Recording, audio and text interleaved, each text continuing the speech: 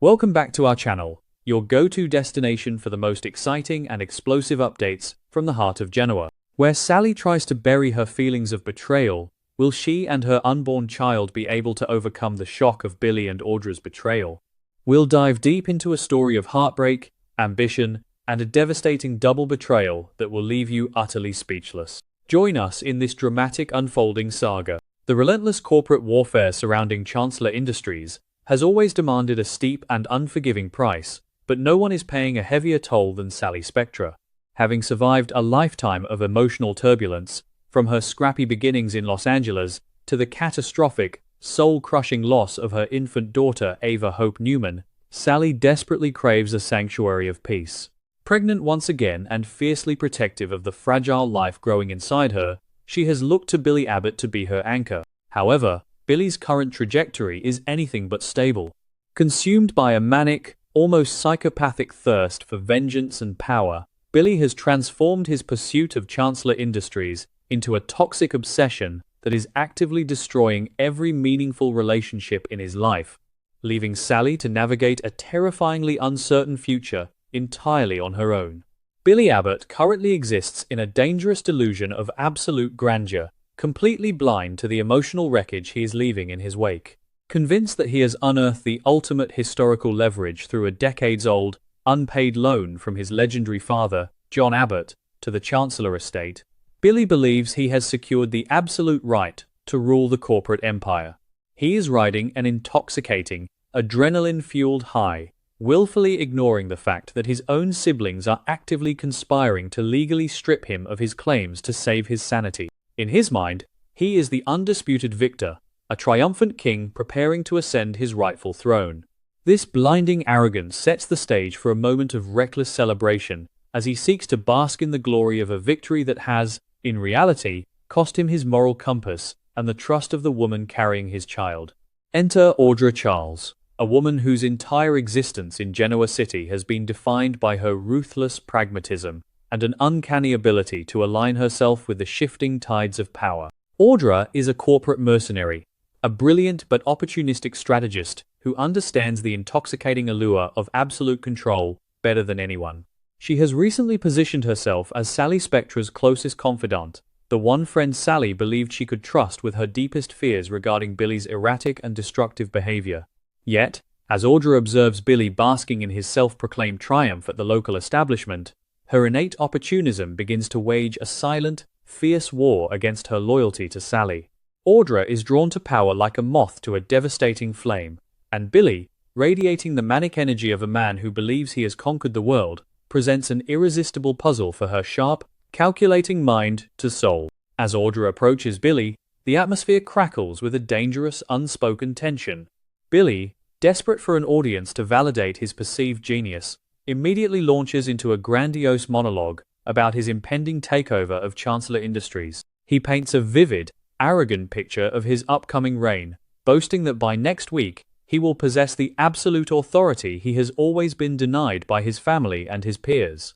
Audra listens intently, her piercing gaze analyzing every nuance of his manic display. She voices her skepticism, expertly playing the role of the cautious advisor. She explicitly raises the issue of Sally, expressing genuine concern about how the pregnant and deeply stressed Sally will react to this relentless corporate crusade.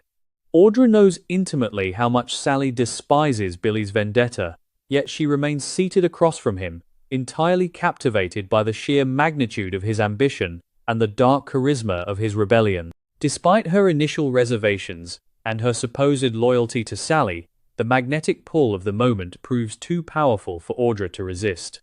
In a move that signals a profound shift in their dynamic, Audra signals for the waiter and orders a bottle of premium champagne. The popping of the cork and the effervescent pour of the golden liquid serve as a metaphorical crossing of the Rubicon. As they hold their crystal flutes, Audra leans in, her voice dropping to a conspiratorial murmur. She suggests that in this cutthroat corporate world, they need to trust each other, forging an alliance built on mutual ambition and a shared disdain for their detractors. She adds a crucial, almost paradoxical caveat, insisting that they must navigate this new partnership without causing any further pain to Sally. It is a promise that rings incredibly hollow given the intimate, secretive nature of their celebration behind Sally's back. Billy, entirely consumed by his narcissistic triumph and the validation Audra is providing, raises his glass in a toast to their newly minted friendship. The clinking of the crystal echoes with a sinister finality. The physical distance between them seems to evaporate, replaced by a palpable, dangerous intimacy that transcends mere corporate maneuvering. They are two individuals who operate on a frequency of risk and rebellion, sharing a mutual understanding of the darker impulses that drive them. Billy has a long, tragic history of self-sabotage, of destroying the purest things in his life when the pressure becomes too great. In Audra, he finds a reflection of his own ruthless ambition, a woman who does not judge his darkness, but instead pours champagne to celebrate it. This shared celebration is the very definition of playing with fire, a reckless indulgence that ignores the catastrophic consequences looming on the horizon. Meanwhile, completely unaware of the devastating betrayal unfolding in her absence, Sally Spectra is making her way back to Genoa City. She has returned from her trip earlier than expected, driven by a desperate, aching need to reconnect with the man she loves and to find some semblance of stability for their unborn child. The journey back is filled with internal reflections and fervent hopes.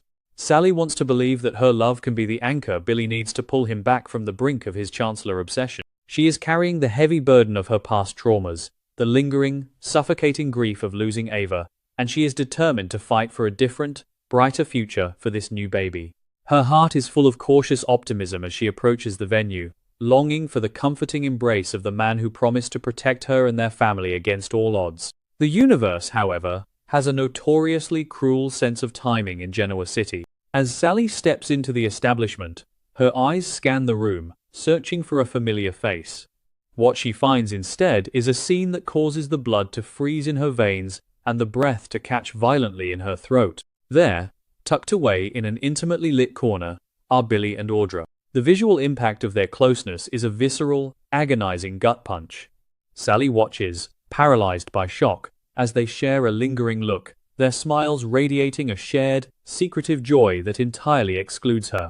The champagne flutes, the leaned-in posture, the undeniable magnetic intimacy of the moment, paint a horrifying picture of betrayal that shatters Sally's fragile hopes into a million jagged pieces. The psychological devastation of this moment cannot be overstated. For Sally, this is not merely a misunderstanding, it is the manifestation of her deepest, darkest fears. The ghost of her past traumas rises with terrifying force, reminding her of every time she has been abandoned, manipulated, and cast aside by the men she trusted. She is carrying Billy's child, enduring immense physical and emotional stress, fighting daily to keep their family intact against the relentless onslaught of Victor Newman and the Abbott family civil war. To see Billy, the man who should be her fiercely devoted partner, celebrating his toxic corporate obsession with another woman, is a betrayal that cuts to the very marrow of her bones. It is a profound invalidation of her sacrifices and her unwavering love. But the agony is infinitely compounded by the identity of the woman sitting across from Billy. Audra Charles was not just an acquaintance. She was Sally's sanctuary. In a city where Sally often feels like an outsider, Audra was the one person she confided in, the friend who listened to her tearful confessions and her paralyzing anxieties about Billy's mental state. Seeing Audra, the keeper of her deepest vulnerabilities, basking in Billy's attention and actively participating in the celebration of the very obsession that is tearing Sally's life apart, is an act of treason so profound it defies comprehension. It is a double betrayal, a synchronized stabbing in the back by her lover and her best friend, leaving Sally feeling entirely isolated, foolish, and dangerously alone in a world of predators. In the agonizing silence of her observation, a profound and chilling transformation takes place within Sally Spectra. The initial wave of suffocating heartbreak and the sting of unshed tears are rapidly consumed by a blazing, icy inferno of absolute fury. Sally swallows the bitter, metallic taste of betrayal, her jaw clenching as her spine stiffens with a newfound, terrifying resolve. She will not burst into tears. She will not create a hysterical public spectacle. She refuses, with every fiber of her being, to be the tragic, weeping victim in this narrative. The scrappy, fiercely independent survivor who clawed her way up from the bottom of the fashion industry is resurrected in this moment of ultimate betrayal. She silently vows that she will not let Audra and Billy walk away from the emotional wreckage they have just created. The implications of Sally's hardened resolve are catastrophic for the newly formed alliance between Billy and Audra. A scorned Sally Spectra is arguably the most dangerous force in Genoa City, possessing a brilliant mind, a relentless drive, and nothing left to lose. As she watches them clink their glasses in their ignorant bliss, Sally begins to meticulously calculate her next moves. She will dismantle their smug satisfaction. She will protect her company, her unborn child, and her own heart with a ruthless precision they will never see coming. She vows that she will not leave Audra and Billy in peace to enjoy the fruits of their deceit. They have awakened a sleeping dragon, and Sally is prepared to burn their fragile, arrogant world to the absolute ground. The scene hangs in a state of exquisite, agonizing suspense. The ambient noise of the room fades into a dull roar as the focus tightens on Sally, standing in the shadows, her eyes burning with a venomous determination that promises absolute ruin. Inside the bubble of their own delusion, Billy and Audra continue to laugh and drink, completely oblivious to the apocalyptic storm they have just unleashed. The battle lines have been irrevocably drawn, not in boardrooms or legal documents, but in the shattered remnants of trust and friendship. As Sally finally turns on her heel and walks away into the night, the audience is left breathless, knowing with absolute certainty that the reckoning she is about to bring down upon Genoa City will be nothing short of biblical.